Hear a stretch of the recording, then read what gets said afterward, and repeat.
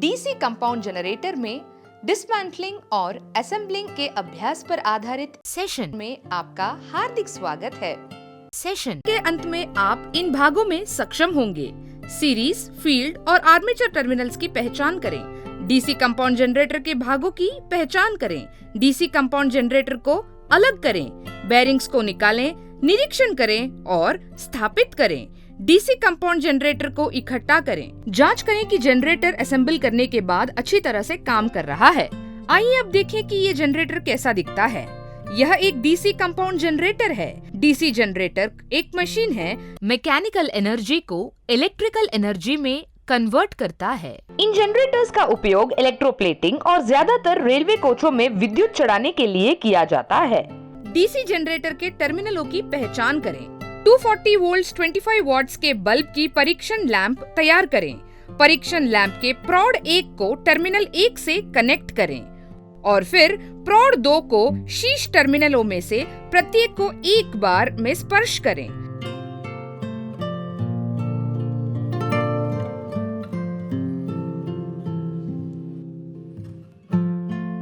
वो टर्मिनल पर जहां पे लैंप चमकता है, उन टर्मिनलों की पहचान आर्मेचर टर्मिनल यानी 1 और 2 के रूप में की जाती है।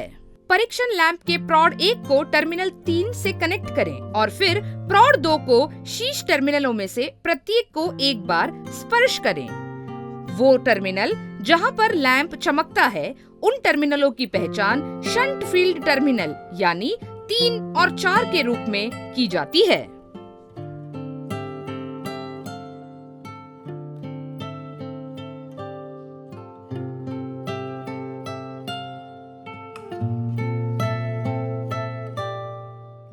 परीक्षण लैंप के प्रॉड 1 को टर्मिनल 5 से कनेक्ट करें और फिर प्रॉड 2 को शेष टर्मिनलों में से प्रत्येक को एक बार में स्पर्श करें। वो टर्मिनल जहां पर लैंप चमकता है, उन टर्मिनलों की पहचान सीरीज फील्ड टर्मिनल यानी 5 और 6 के रूप में की जाती है। आइए एंड प्लेट और योक पर स्क्रू लगाएं। डीसी जनरेटर को खोलने से पहले हमें पंच मार्क बनाने होते हैं जो डीसी मशीन को सही ढंग से जोड़ने में मदद करते हैं। आइए हम एंड प्लेट के संबंध में रॉकर आर्म की स्थिति को चिन्हित करें। ब्रश होल्डर से ब्रश निकालें। यह ब्रश होल्डर है जहां हम clamp, leaf spring, lift, brush holder, pigtail wire, brush terminal और कम्यूटेटर सेगमेंट्स देख सकते हैं। लिफ्ट मैकेनिज्म के माध्यम से ब्रश होल्डर मैकेनिज्म का उपयोग करके ब्रश को हटा दिया जाता है। चलिए अब सीखते हैं पुली को निकालने की विधि। हमें पुली को शाफ्ट से अलग करने की जरूरत है। शाफ्ट से पुली को हटाने के लिए पुली पुलर को साउथ पोल डायरेक्शन घुमाना पड़ता है। लूज स्क्रूज निकाल दें। अब सीखते हैं ग्रीस कप को निकालने की विधि। पुली के बाद अगला होता है ग्रीस कप। दिखाए गए अनुसार ग्रीस कप में एक ग्रीस कप स्टड और एक एंड प्लेट होती है। दोनों एंड प्लेट्स के स्टड को ढीला करें और फिर शाफ्ट साइड की एंड प्लेट को हटा दें। ग्रीस कप में ग्रीस होता है और वो जनरेटर के शाफ्ट को घुमाते समय स्नेहक के रूप में कार्य करता है। आइए आर्मेचर को हटाने के बारे में जानते हैं।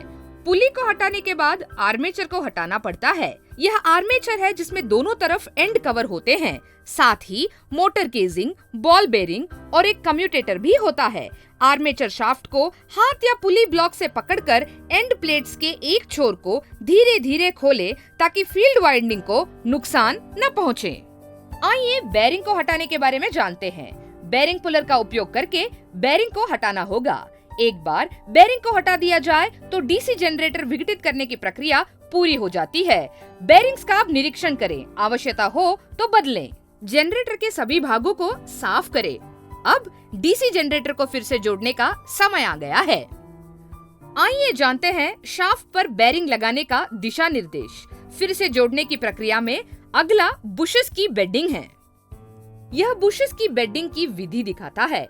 बुश को बेड पर रखने के लिए एक सिलिकॉन एब्रेसिव पेपर का उपयोग किया जाता है। आइए अब पुनः संयोजन प्रक्रिया को पूरा करने के लिए कुछ अंतिम चरणों पर ध्यान दें। मूल अंकन के अनुसार रॉकर आर्म को एंड प्लेट में रखें। योक, आर्मेचर और एंड प्लेट को फिर से जोड़ें। मशीन को नींव में फिर से स्थापित करें और नींव की बोल्ट्स को कस ले और जनरेटर को कनेक्ट करें। जांचें कि जनरेटर बिना किसी कंपन से शुरू हो रहा है या नहीं। 1. नेम प्लेट या टर्मिनल ब्लॉक पर फ्रेम या योक को हटा दें। 2. फील्ड वाइंडिंग को हटा दें। 3. पुली और ग्रीस कप निकालें। 4. एंड कप या एंड शील को हटा दें। 5. ब्रश हटा दें। 6. कम्यूटेटर, आर्मेचर, शाफ्ट और बेरिंग को हटा दें। आइए अब हम डीसी जनरेटर के सभी भागों को देखते हैं। 1. Armature. 2. Field coil. 3. Frame. 4. Field pole या लैमिनेटेड कोर। आर्मेचर और field coil enamelled copper wire होते हैं। फ्रेम कास्ट आयरन से बनी होती है। लैमिनेटेड कोर या फील्ड प्लेट कार्बन स्टील से बनी होती है। संक्षिप्त, इस सत्र में हमने समझा सीरीज, फील्ड और आर्मेचर के टर्मिनलों की पहचान कैसे करें, डीसी कंपाउंड जनरेटर के हिस्सों की पहचान कैसे करें, डीसी कंपाउंड जनरेटर को कैसे डिसमेंटल करें, बेरिंग्स को कैसे निकालें, निरीक्षण करें और इंस्टॉल करें, डीसी कंपाउंड जनरेटर को कैसे असेंबल करें, कैसे जांचें कि जनरेटर को इकट्ठा करने के बाद ठीक से काम कर रहा है या नहीं। सभी जान गए होंगे कि डीसी कंपाउंड जनरेटर को कैसे डिसमेंटल और असेंबल करना चाहिए। आशा है कि आप सभी अवधारणाओं को स्पष्ट रूप से समझ गए होंगे। अगले सत्र में फिर मिलेंगे। धन्यवाद।